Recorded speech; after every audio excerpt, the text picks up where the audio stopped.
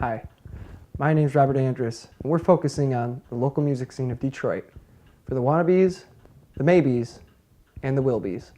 To do all this yourself? Yeah. Wow. Pretty much. How long did so you basically taught yourself how to program, you Yep. taught yourself how to use a MIDI board, you taught yourself how to use, drum pads, all that stuff. Well, I can't play instruments. I can't read music. Can't write music. So it's all just from the sound and from the feel.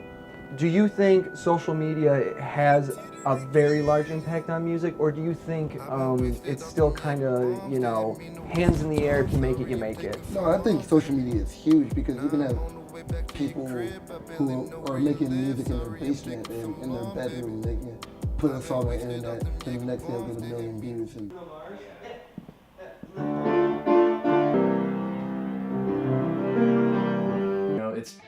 you're just kind of in the dark, you're doing it all for the first time, and you don't really have the connections, but you have to prove to somebody that you're worth it, If it didn't, after so many years passed by and it wasn't really providing income or, creating the avenues that I wanted to do career-wise, then yeah, I'd probably consider something like that, but I'd never give it up as a hobby.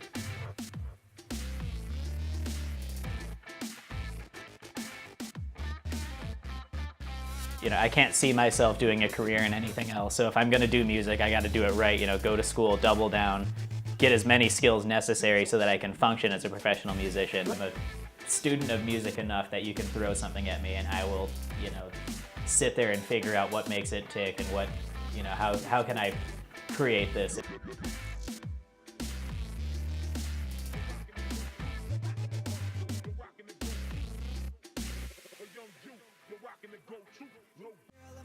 One day I was like, I want to be in a big recording studio.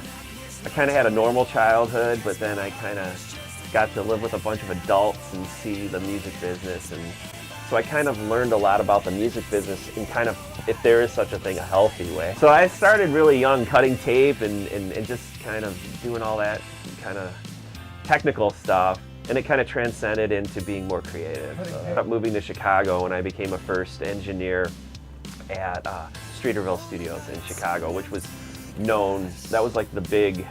That was like your big moment. That was the moment where I knew, like, yeah, I'm working with Smashing Pumpkins, Dave Matthews Band,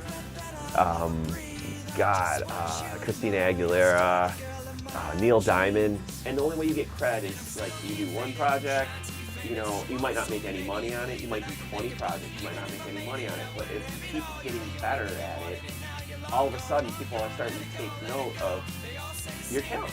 This has been Robert Andress. Thank you to Zach Ford, Paco Higdon, Chuck Alkazian, and Adrian King. Follow their careers with the link below.